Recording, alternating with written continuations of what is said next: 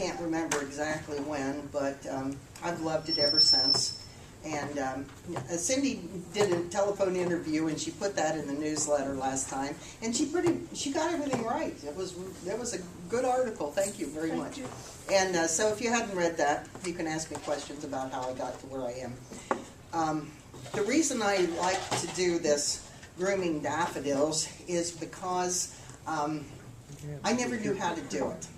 The first time I went to a daffodil show, my very first one in Columbus, Nancy Gill, who, you know, I don't know if anybody knows Nancy, but she has never minced words in her life.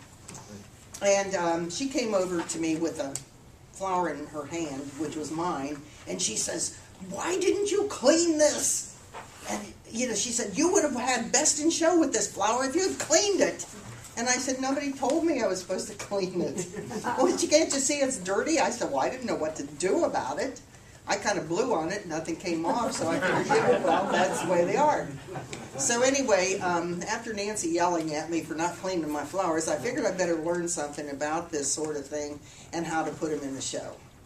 And so I didn't know much about it, and there wasn't much written down. In fact, even now, there's not very much written down about how to do this.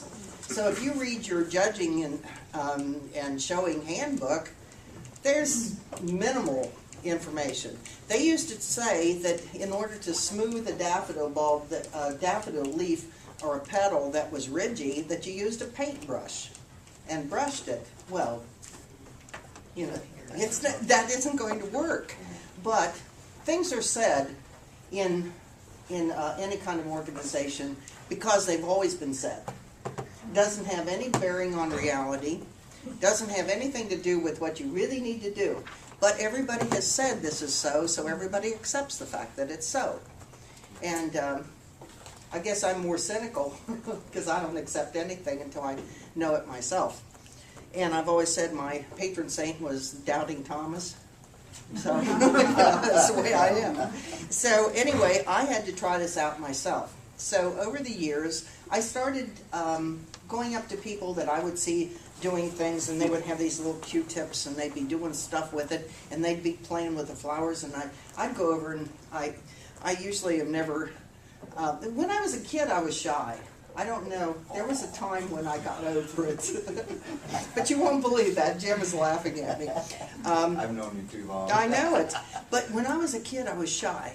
And then one time, I was after high school, and I wanted to join the social club. And I didn't know anybody except somebody had said it was a fun club to be in.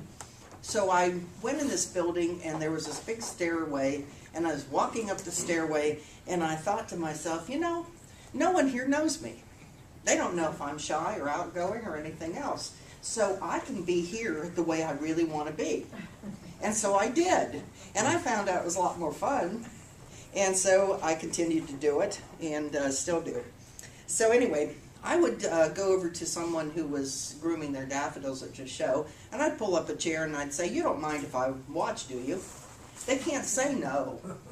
I mean, that's really, even the most impolite person can't turn you down. So I would sit there and I'd say, "Look, what are you doing there? How are you doing that?" And they would tell me. And the first person I did that to was Dave Carnstead from Minnesota. And maybe some of you might know Dave.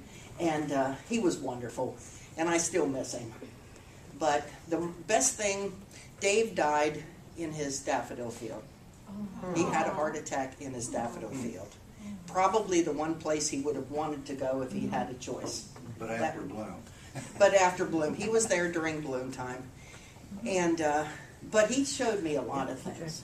He did a lot of miniatures, and he showed me how to get in there and do very small, delicate operations on it.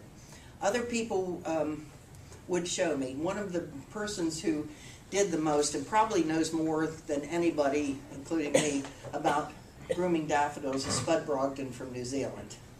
And he has taught me several times. And when he came to Columbus for our convention, he wrote to me ahead of time and said, "I want to stay a few extra days. Could you put me up for a few days?" Well, yeah, right? I'd say no. And the best thing about him is he made his bed every morning, so I can't complain. And fixed my step on my back porch, weeded my garden, and taught me about daffodils and breeding and showing and grooming. So I am indebted to him forever for this.